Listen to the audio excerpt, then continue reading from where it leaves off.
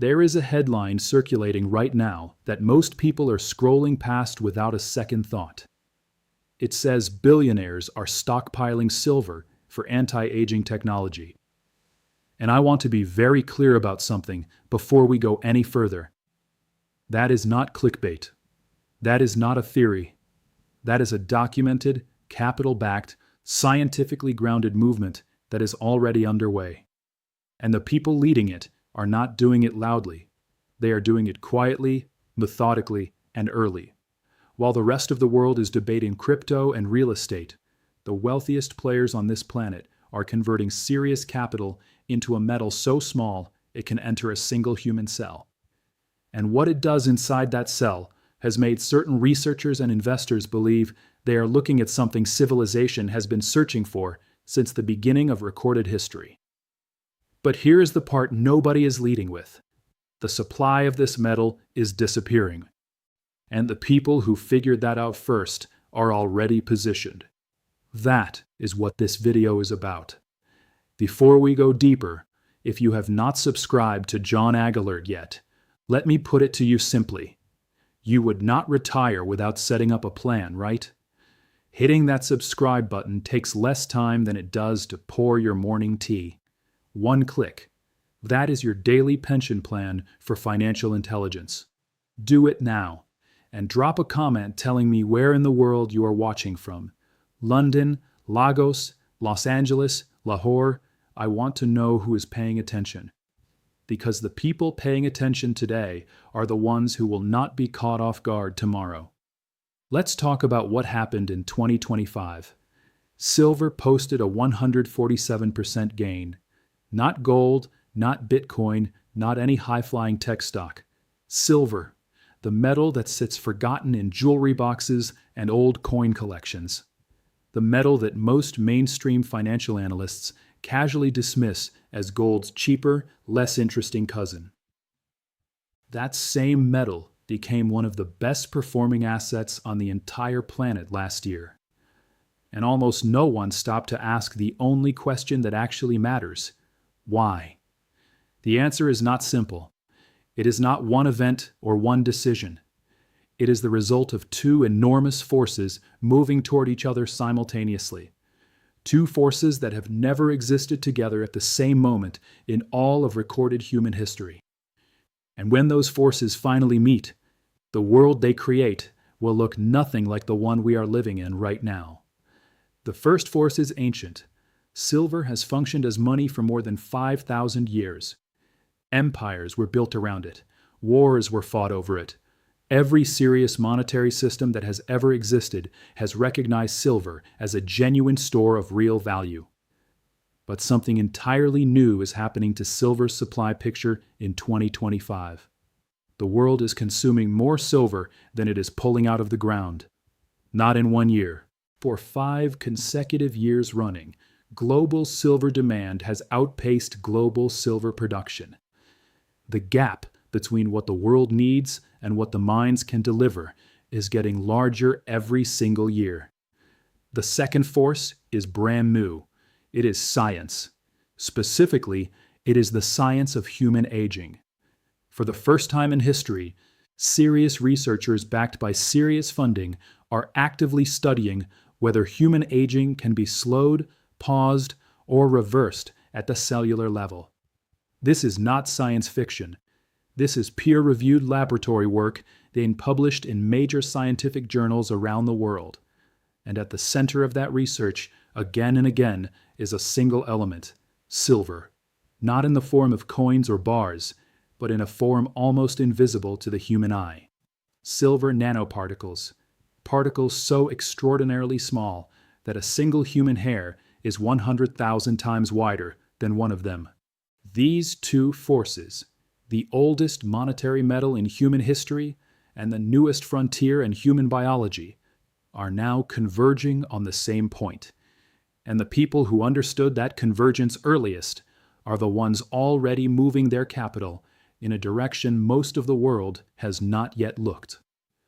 To understand why this matters in practical terms, you need to understand what a structural deficit actually means. When a critical resource enters structural deficit, It does not simply mean prices edge upward. It means that the industries depending on that resource begin competing against each other for a shrinking pool of supply. In normal market conditions, the highest bidder wins. But when one of those bidders is the longevity technology industry, backed by billionaire capital and driven by the single most powerful human motivation that has ever existed, the desire to live longer, that competition has no ceiling on price. None. Most people who track silver do it wrong. They watch it against gold. They check the chart when inflation data drops. They treat it like any other commodity. Oil, copper, take your pick. But the analysts and capital allocators who have actually studied silver's role in the emerging longevity supply chain are not reading silver price charts. They are reading biology research papers. They are tracking nanoparticle synthesis patents. They are following funding rounds for companies that most people have never heard of. The result is a massive gap, a dangerous gap, between what the market currently believes silver is worth and what silver will be worth when longevity technology demand becomes impossible to ignore. And history has shown over and over that gaps like this do not close slowly. They close fast.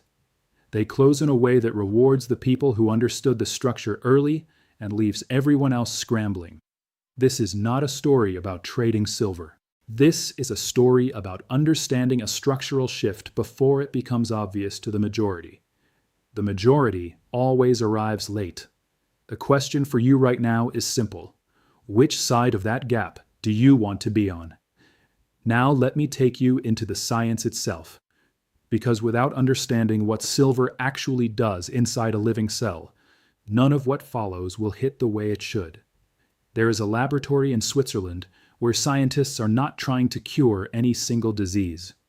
They are trying to understand something far more fundamental: why the human body ages at all, why cells that once divided with precision begin making errors, why tissue that once healed rapidly starts to scar, why a body that once fought off infections without a second thought begins to lose that fight. And in that laboratory, like hundreds of others across the United States, Japan, South Korea, and Germany, the material sitting at the center of the most promising experiments is not a synthetic pharmaceutical compound. It is not something engineered in a chemistry lab from scratch. It is silver. The same silver that has been mined from the earth for 5,000 years. To understand why silver holds this position in modern biology, you need to understand something about how aging actually works at the cellular level. The human body contains roughly 37 trillion cells. Each of those cells contains mitochondria, the tiny structures that produce the energy keeping the cell alive and functional. As the body ages, those mitochondria begin to break down.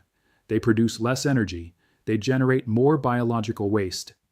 That waste is called oxidative stress. It damages cell membranes. It disrupts the communication signals between cells. It accelerates the deterioration of tissue and organ function across the entire body. Most aging researchers now agree that oxidative stress at the mitochondrial level is one of the primary engines driving the entire aging process. This is where silver nanoparticles become relevant to the conversation. In peer-reviewed research published across multiple major scientific journals, silver nanoparticles have demonstrated a specific and reproducible ability to reduce oxidative stress at the mitochondrial level. They are not masking the symptoms of cellular aging. They are interacting with the biological mechanisms that generate those symptoms. They neutralize the reactive oxygen species that damage cell membranes. They modulate the inflammatory pathways that, when left unchecked, become the biological foundation of nearly every major degenerative disease: heart disease, neurological decline, cancer. A comprehensive review published in Frontiers in Pharmacology, analyzing over 8,600 peer-reviewed studies, confirmed that silver nanoparticles are now among the most extensively studied structures in all of nanomedicine. The applications documented in that research are not theoretical. They are experimentally demonstrated.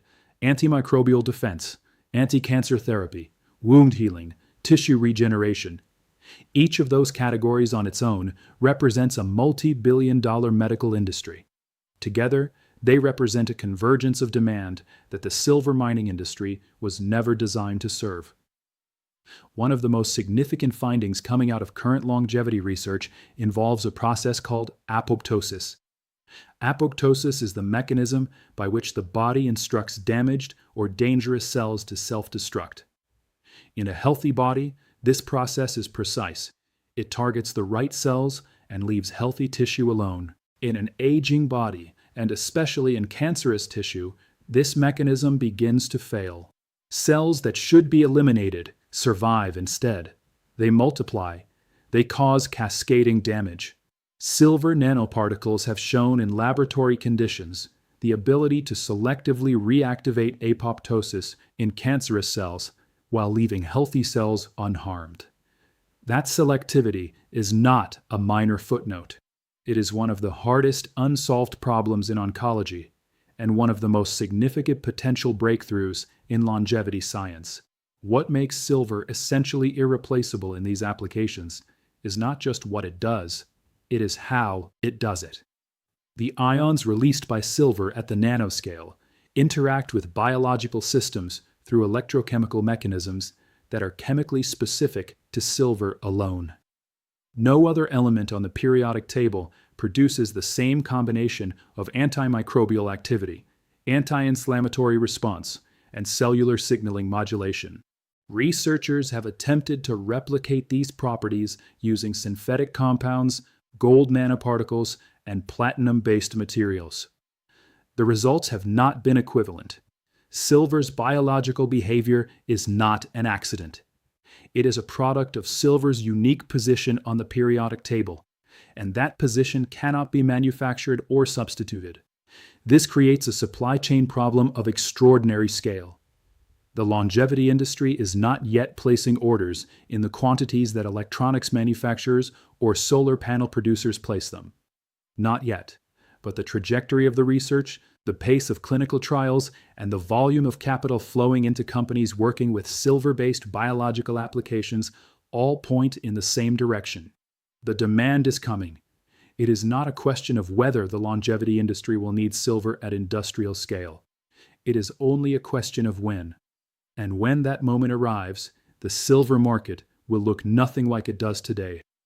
Now, the most important question: who already knows this, and what have they already done about it? There is a principle in economics that has never failed in recorded financial history. It is not taught in business schools with the prominence it deserves.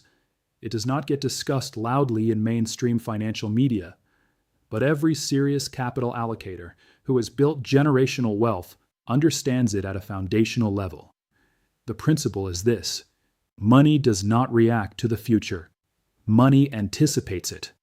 The people who move capital at the highest levels do not wait for the world to confirm what they already understand. They position early, they position quietly, and then they wait for everyone else to catch up. What is happening right now at the intersection of longevity science and silver accumulation is one of the clearest examples of this principle operating in real time that the financial world has seen in decades. The global longevity investment market has absorbed more than $12.5 billion across more than 200 startups in recent years alone. That is not capital accumulated slowly over decades. That is recent, concentrated, directional deployment into a single scientific thesis: the thesis that human biological aging is not a fixed condition. It is a problem, and problems with solutions create industries. The people writing the largest checks into this space are not doing it out of charity or intellectual curiosity. They are doing it because they have access to research that the general public has not yet processed, and because they understand that the physical materials required to scale that research are already in short supply. Peter Thiel is one of the most analytically disciplined capital allocators of his generation. He does not make emotional bets. He does not chase trends. He identifies structural shifts before they reach consensus and moves early. He has personally backed more than 12 longevity companies, and committed over $700 million to lifespan extension technologies. That is not a diversified portfolio hedge. That is a concentrated, directional conviction trade made by someone who studied the science, evaluated the supply chain, and concluded the probability of success justifies that level of exposure. Sam Altman, one of the most recognizable figures in the global technology industry, made a decision that speaks even more directly to the seriousness of this thesis. He did not write a check from a fund. He did not deploy institutional capital managed on behalf of outside investors. He took $180 million of his own personal money and placed it into a single company called Retro Biosciences. That company's specific focus is cellular reprogramming, the process of resetting gene expression in aged human cells back to a biologically younger state. When someone of Altman's sophistication commits that magnitude of personal capital to a single scientific application, it is not a gesture. It is a statement of conviction built on evidence. What both of these capital movements share is a common thread that most financial observers have missed entirely. The technologies being funded are not purely digital. They are not software that scales infinitely at near zero marginal cost. They are biological and physical technologies that require real-world inputs, specific materials, finite resources. And silver nanoparticles sit directly in the supply chain of multiple therapeutic platforms being developed across the longevity investment landscape. The capital flowing into these companies isn't directly, but inevitably generating future demand for silver at a scale that current market pricing does not yet reflect. This pattern of elite accumulation ahead of structural scarcity is not new. It happened with oil before the automobile industry scaled. It happened with rare earth elements before consumer electronics matured into a global industry. It happened with lithium before the electric vehicle market created demand that mining infrastructure simply could not immediately satisfy. In each of those cases, the people who understood the supply chain before the demand became publicly visible captured the overwhelming majority of the financial value created by that shift.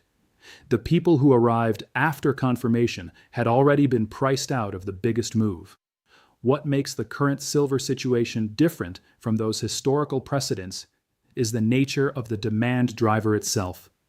Oil, rare earths, and lithium were driven by industrial and technological demand, important but ultimately addressable over time through engineering alternatives and substitution. The demand now being built by longevity science is driven by something that has no ceiling and no substitute. It is driven by the most fundamental desire that has ever existed in a human being, the desire to live longer. That desire does not respond to price signals the way industrial demand does. It does not slow down when prices rise. It accelerates. And the capital that understands this is already in position. The billionaires have moved. The science is established. The supply chain is identified.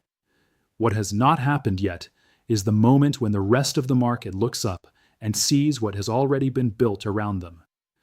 Every great resource crisis in modern economic history has followed the same quiet pattern before it became loud. It did not begin with headlines. It did not begin with government announcements or sudden market corrections. It began underground, literally, in mines, in geological surveys, in private reports circulating among resource analysts and institutional allocators long before the information reached the public. The crisis does not announce itself. It builds layer by layer, year by year, deficit by deficit, until the gap between what the world needs and what the earth can provide becomes too large to ignore. That is precisely where the silver market stands right now. And what the world is walking toward is not a future possibility. It is a present reality that the mainstream financial conversation has not fully confronted. To understand the depth of the supply problem, you have to understand how silver actually comes out of the ground. Unlike gold, which is primarily mined as a direct target, approximately 70% of the world's silver supply is produced as a byproduct of mining other metals: copper, zinc, and lead. That means silver production is not independently controlled by silver demand. It is controlled by demand for those other industrial metals. When copper and zinc markets slow down, silver production slows with them, regardless of how high silver prices go or how urgently the market needs more supply. This structural dependency is one of the most underappreciated vulnerabilities in the entire silver supply chain. It creates a ceiling on production that no amount of investment or urgency can quickly raise. The geographic concentration of that production makes the problem significantly worse. More than half of global silver mining output is concentrated in just 4 countries: Mexico, Peru, China, and Russia. Each of those countries carries its own distinct set of geopolitical risks, regulatory uncertainties, and infrastructure limitations. Mexico, the world's largest silver producer, has experienced significant political instability around mining permits and ongoing discussions around resource nationalization. Peru, the second largest producer, has faced years of social unrest surrounding mining operations in indigenous territories. China controls both meaningful production and significant refining capacity, giving it structural leverage over global silver supply chains that operates entirely outside of free market pricing. And Russia's position in global commodity markets has been fundamentally altered by geopolitical events that show no sign of resolution anytime soon. The supply wall is not just geological, it is political, and political walls are frequently harder to dismantle than geological ones. Against that supply reality, demand is accelerating from multiple directions at once. The solar energy industry alone is now consuming silver at volumes that would have seemed impossible a decade ago. Each solar panel requires a specific quantity of silver paste for its electrical conductivity. As the global energy transition accelerates and solar installation targets expand across Europe, Asia, and North America, the solar industry is absorbing silver supply that was previously available to other sectors. The electric vehicle industry adds another significant layer through silver-intensive electrical systems and battery management components. The semiconductor industry, which underpins every aspect of the modern digital economy, depends on silver for conductivity properties that have no near-term substitutes. And now, sitting on top of all of those existing demand pressures, is the emerging longevity and nanomedicine sector, a sector that is still in its early scaling phase and has not yet begun placing the kind of industrial scale orders that will define its silver consumption over the next decade. Historical precedent gives us a precise framework for what happens next. In the early 2000s, when the lithium-ion battery industry was beginning to scale and electric vehicles were still largely theoretical, lithium prices were considered irrelevant by most commodity analysts. A small number of resource investors understood that the demand trajectory of the battery industry would eventually overwhelm existing lithium supply infrastructure. They positioned early. When the electric vehicle market finally scaled to the point where lithium demand became undeniable, prices increased by more than 1,000% within a few years. The early investors captured that entire move. The ones who waited for confirmation paid prices that already reflected a reality the early movers had built their returns upon. The silver situation carries the same structural logic, with one critical difference in magnitude. Lithium demand was driven by a single industry. Silver demand is being driven by 5 simultaneous industries converging on the same finite resource at the same moment in history: solar energy, electric vehicles, semiconductors, defense technology, and now longevity science. No single one of those demand drivers alone would be enough to create a crisis. Together, they are building a supply wall that the current global mining infrastructure is physically, geologically, and geopolitically incapable of breaking through in the time frame that matters. The deficit is real. The wall is built.